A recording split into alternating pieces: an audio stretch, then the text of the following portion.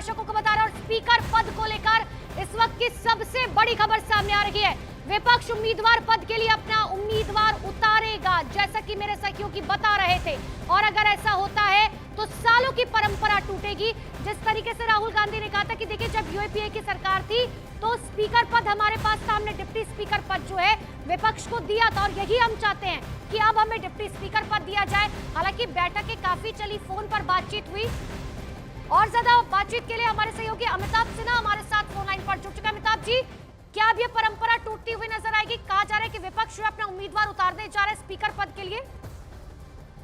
ये बात अभी कही गई। राजनाथ सिंह से केसी वेणुगोपाल मिलकर निकले हैं और इसी सहमति के ऊपर बातचीत की जा रही थी। उन्होंने कहा था कि अगर डिप्टी स्पीकर पर सरकार विचार करे तो विपक्ष का डिप्टी स्पीकर होना चाहिए, लेकिन सरकार ने कहा कि अभी आप स्पीकर के पद के लिए आप हस्ताक्षर कीजिए और सब लोग समर्थन कीजिए सर्वसम्मति से, इसके बाद हम लोग डिप्टी स्पीकर के मामले पर विचार करेंगे। लेकिन विपक्ष को यह अभी मंजूर नहीं है। उनका कहना है कि अगर स्पीकर पर वो समर्थन करेंगे तो डिप्टी स्पीकर पर सरकार समर्थन करे, इसलिए वो लोकसभा स्पीकर के लिए भी अपना उम्मीदवार उतारने पर विचार कर सकते हैं। डिप्टी स्पीकर के लिए चुनाव लड़ने की तैयारी वो कर भी रहे हैं। उनका कहना है कि सरकार स्पीकर पद पर समर्थन चाहती है, लेकिन डिप्टी स्पीकर पर अभी चर्चा नहीं करना चाहती, ये आरोप लगा रहे हैं। अमिताभ जी, क्योंकि राहुल गांधी भी संसद के बाहर यही कहते हुए नजर आए थे कि जब यूपीए की सरकार थी तो हमने डिप्टी स्पीकर का पद विपक्ष को दिया था, तो यही जो है प्रधानमंत्री नरेंद्र मोदी को भी करना चाहिए, क्योंकि बीजेपी कहती कुछ और करती कुछ और है।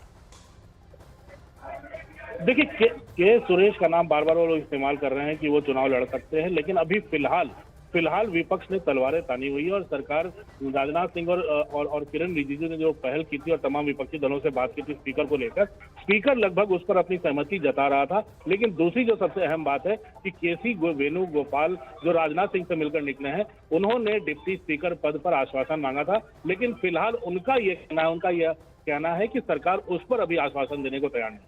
अमिताभ जी, लेकिन सबसे बड़ी परेशानी तो यहाँ पर यह भी होगी ना विपक्ष के लिए कि अगर डिप्टी स्पीकर, ठीक है मैं लौट रही हूँ आपके पास अमिताभ जी, और इसी बीच एक सबसे बड़ी खबर आपको बता रहे हैं कि सुरेश ने स्पीकर पद को लेकर अपना नामांकन भर दिया है। सबसे बड़ी खबर इस वक्त की, सबसे पहले न्यूज 18 इंडिया पर।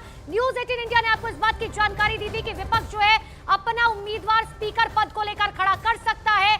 और के सुरेश, जो कहा जा रहा था विपक्ष की तरफ से कि प्रोटेम स्पीकर बनाए जाने चाहिए, उन्होंने स्पीकर पद को लेकर अपना नामांकन दाखिल कर दिया है। अब आप ऐसे में समझिए, अब यानी कि चुनाव होगा। हालांकि एनडीए के लिए कोई दिक्कत नहीं होगी, क्योंकि अगर आंकड़े देखा जाए तो एनडीए के पास ज्यादा है, लेकिन बावजूद इसके एक परंपरा टूटती हुई नजर आई, क्योंकि संसद की परंपरा यही थी कि कहा जाता था कि स्पीकर पद जो भी होगा वो एनडीए के पास, यानी कि जिसके ज्यादा नंबर्स होंगे उसके पास होगा, और डिप्टी स्पीकर विपक्ष को दिया जाएगा। मेरे सहयोगी अरुण लगातार मेरे साथ बने। अरुण, स्पीकर पद के लिए नामांकन दाखिल कर दिया गया के सुरेश की तरफ से।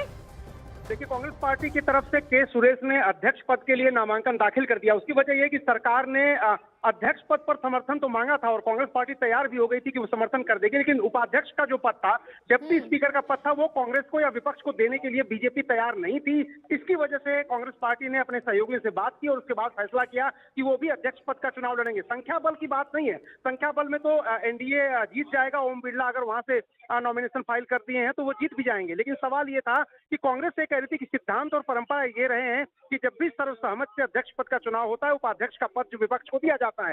लेकिन राजनाथ सिंह ने अध्यक्ष पद पर सहमति मांगी, अपील की कि समर्थन करिए, लेकिन जब हमने उपाध्यक्ष का पद मांगा तो उन्होंने देने से इनकार कर दिया। इसलिए हमारी मजबूरी थी कि कांग्रेस पार्टी ने के सुरेश को अध्यक्ष पद के लिए नामांकन भरने की हरी झंडी दे दी। और इस वक्त की तस्वीर यह है कि अब लोकसभा अध्यक्ष के पद पर चुनाव होगा, यानी ओम बिरला बनाम के सुरेश का चुनाव होगा, मतदान होगा संसद के अंदर लोकसभा में। और अध्यक्ष का जो चुनाव सर्वसम्मत से होता है अब तक, उसमें अब के सुरेश बनाम ओम बिरला की लड़ाई होगी।